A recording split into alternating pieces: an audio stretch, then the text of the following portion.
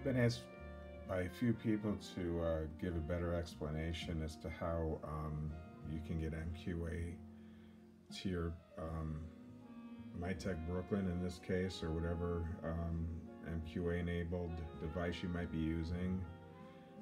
It's not that complicated, but there's a few steps you have to take. First one being, you have to go to the Mytek site to download the driver for the Mytek Brooklyn. You can't just plug a USB cable into your PC or your Apple or whatever you're using into your Brooklyn or whatever other one you might be using that's MQA enabled, that can unfold or render the second unfold of MQA. Sounds kind of complicated because they have various names for it, but anyway. First thing you have to do is, like I said, download the driver from the Mytek site. If you don't do that, your PC will not recognize the Brooklyn. And I would imagine it's like that for probably most, if not every, DAC that's out there.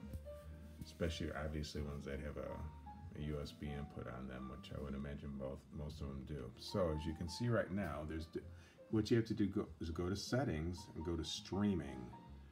You have to make sure, the first thing you have to do is make sure the master is checked like you see there. But that's not all you have to do. You also have to go down to Sound Outputs, More Settings. Okay? If you do not do that, it will not work either.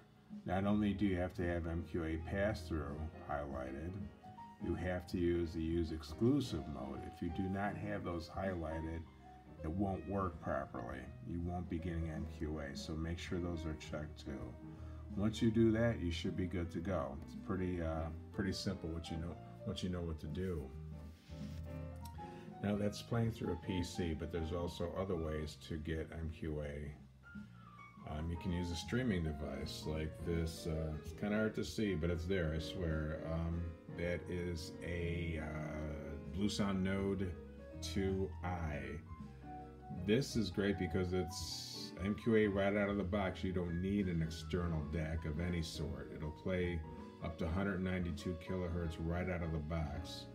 All MQA is 24-bit, but the frequency sampling rate varies between tracks, anywhere from 44.1, which is the CD standard, all the way up to 354, I believe it is. Might be 356, but there's very few of those tracks available anyway. There's also MQA CDs out now. There's not a lot of them, but they're out there. But obviously the vast majority of people will be streaming that through Tidal. So that's that. Now this has both analog and digital outputs on it. I just happen to have mine connected to my Mytek Brooklyn through a digital coaxial. That Mytek Brooklyn is a great DAC in my opinion. It's got 2 digital coaxial inputs on it, 1 optical digital input on it, also has analog inputs on it, which can be configured to use as a phono preamp. Now, I did that, I tried it, but I didn't like the phono preamp section in this. You know, that's not a knock on this DAC. I don't know how many people would use it for a phono preamp anyway, but it's a great unit. And as you can see, right now we've got 24-bit, 96 kilohertz track playing. And this thing is like a Swiss Army knife, this DAC. It's got a volume control that can be either analog or digital. It's very flexible, and it's a really good sounding unit. And I should also mention that I got a linear power supply connected to it as well, which did boost up the sound quality even a little bit more. Maybe even a little more than a little bit more. So anyway, to me it was a worthwhile investment. So the last way is with a Dragonfly by AudioQuest. This happens to be the red.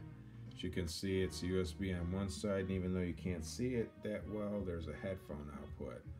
And to the right of it is the adapter you would use if you wanted to do that straight out of an Apple device. Well, you know, an iPad or an iPhone or whatever you happen to use. Now, if you have your Tidal app on there, what I would recommend that you do is go ahead and delete it and reload it.